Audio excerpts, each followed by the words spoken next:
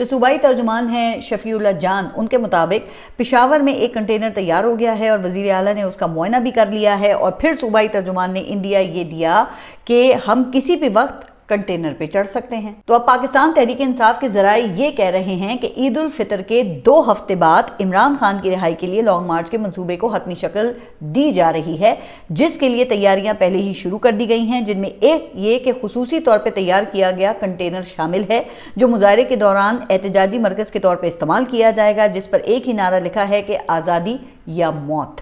اور یہ بھی کہا جا رہا ہے کہ اس بار مارچ کی منزل اڈیالہ جیل ہوگی، جہاں امکان ظاہر کیا جا رہا ہے کہ مظاہرین عمران خان کی رہائی تک ہی دھرنا دیں گے۔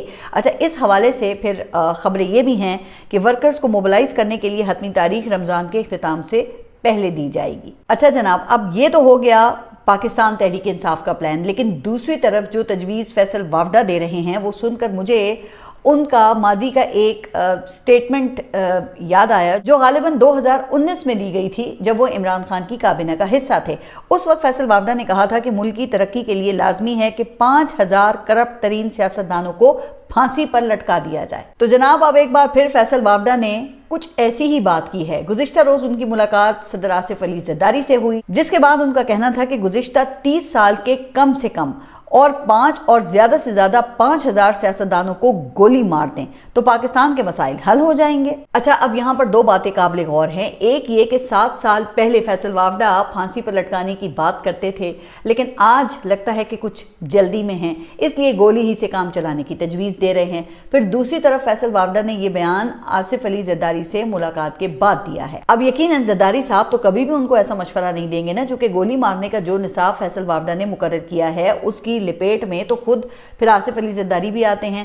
اب ظاہر ہے نا کہ زرداری صاحب کو سیاست میں کوئی 30 تو کیا 40 سال سے بھی زیادہ ہو گئے ہیں۔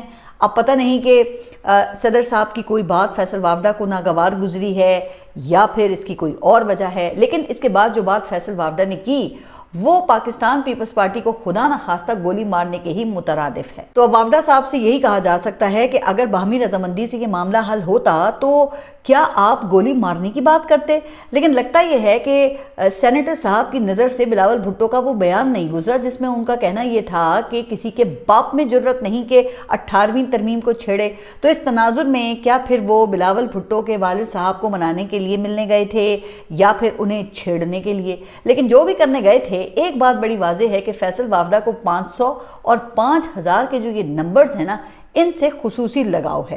ابھی 2 دن پہلے وہ فرما رہے تھے کہ ملک میں 500 ایسے سیاستدان ہیں جو بیڑی پیتے تھے، آج کھرب پتی بن چکے ہیں۔ اب اللہ خیر کرے، سیاستدانوں کے حوالے سے ان کے جو ارادے ہیں وہ کچھ اچھے نہیں لگتے، لیکن سیاستدان اب بھگتیں، کیونکہ انہی سیاستدانوں نے آزاد حیثیت میں انہیں سینٹ تک پہنچایا ہے۔ لیکن خیر، جو یہ حکومت کر رہی ہے وہ تو اپنی مثال آپ ہے۔ جو کام فیصل وافدہ یہ گولی سے کرنے کی تجویز دے رہے ہیں نا، وہ حکومت ریفارمز کے نام پر حاصل کرنا چاہتی ہے۔